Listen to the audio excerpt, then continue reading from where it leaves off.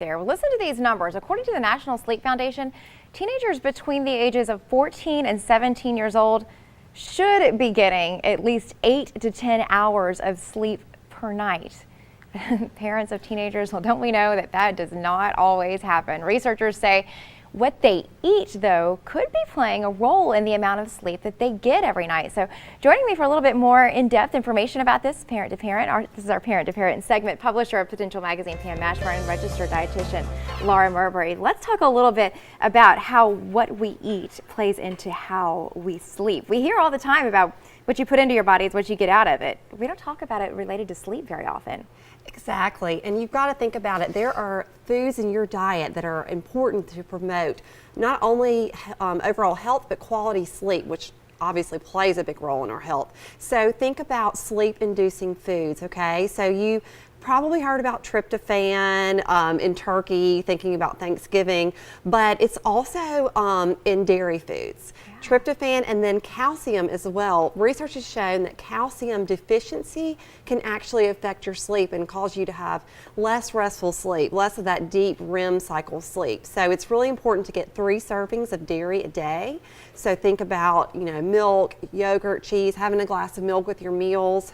Or yogurt, and cooking more with dairy as well.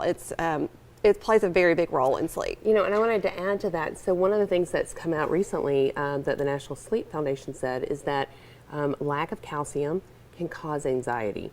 And that is kind of rampant right now amongst our teenagers, especially the girls, who I know are not getting enough calcium because they're all on diets and whatever else. So the calcium is a really big deal, and the sleep with the boys is a big issue because of video gaming, and I know there's another big game coming out Friday. Watch out, parents. I already got asked to let him out of school. Not happy. But the sleep thing is a real problem with these kind of lifestyles that our kids have. Well, I think it's important, too, for parents to remember that our teenagers are still growing. As much as they will tell you they're already grown, they are still growing. Their bodies are still developing. And so their nutrition needs are still different than our nutrition needs as adults. Right, and so that's another important role that calcium plays. It's really important for bone development, and then couple that with it helps promote good sleep, and that's very important for growing bodies. Okay, well, let's walk through what you've got right here, because these are all things that can help promote good sleeping habits. So one thing I brought was this berry coconut overnight oats recipe, and when you think about oats, you often think about